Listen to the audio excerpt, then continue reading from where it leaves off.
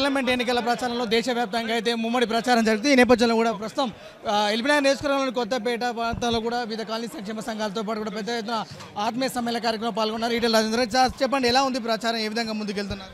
ఇప్పుడే నాతో పాటు నువ్వు కూడా పాల్గొన్నావు కాబట్టి ప్రజల స్పందన ఎట్లా ఉంది, వాళ్ళ మద్దతు ఎట్లా ఉంది, వాళ్ళ భాష ఎట్లా ఉందో మీకు తెలుసు.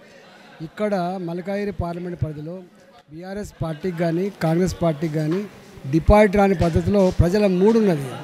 100% బీజేపీకే ఓటేస్తాం, మోడీ గారే మళ్ళీ మూడవసారి ముచ్చటగా ప్రధానమంత్రి కావాలని, మీరే ఎంపీగా మల్కాజిగిరి గెలవాలనేటువంటి భావన స్పష్టంగా కనబడుతుంది. అంటే సిట్టింగ్ స్థానాన్ని కైవసం చేసుకోవాలని కూడా సీఎం రేవంత్ రెడ్డి కూడా పట్నం సునీత మహేందర్ రెడ్డికి ఇచ్చి ప్రచారంలో ముమ్మరంగా పాల్గొంటారు.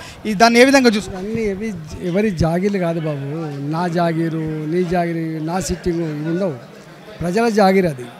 మల్కాజిగిరి ప్రజల జాగీరు కాబట్టి మల్కాజిగిరి ప్రజలు ఎవరిని మళ్ళీ గెలిపించుకోవాలనుకుంటే వాళ్ళు గెలిపిస్తారు. అంటే భారతదేశంలో అతిపెద్ద పార్లమెంట్ స్థానమైన ఈ ప్రాంతంలో మల్కాజిగిరి నుంచి బీజేపీ పార్టీ అభ్యర్థి ఏ విధంగా ఉండబోతుంది, ఏ విధంగా ముందుకెళ్తారు? బ్రహ్మాండమైన మేరతో గెలవబోతుంది. ఇది ప్రధానంగా అయితే ఎల్బీనగర్ నియోజకవర్గంలో మల్కాజ్గిరి పార్లమెంట్ బీజేపీ అభ్యర్థి అయితే ముమ్మరంగా ప్రచారం చేస్తున్నారు. ఎల్బీనగర్ నియోజకవర్గంలోని కొత్తపేట అలాగే చైతన్యపురి నియోజకవర్గ ప్రాంతాల్లో కూడా ఆయా పార్టీ కార్యక్రమాలకు సంబంధించినటువంటి ఆయా కాలనీ సంక్షేమ సంఘాలు కూడా ఆత్మీయ సమ్మేళన కార్యక్రమంలో పాల్గొన్నారు. ఈ నేపథ్యంలో ఎటకేలకు మల్కాజ్గిరి స్థానం నుండి బీజేపీ పార్టీ జెండా ఎగరనకాయ ఈటెల రాజేందర్ గెలుపుకు తథ్యమంటూ కూడా కేవలం మెజార్టీ కోసం ఈ ప్రచార కార్యక్రమాలు నిర్వహిస్తున్నట్టు కూడా వారు ధీమా వ్యక్తం చేస్తారు.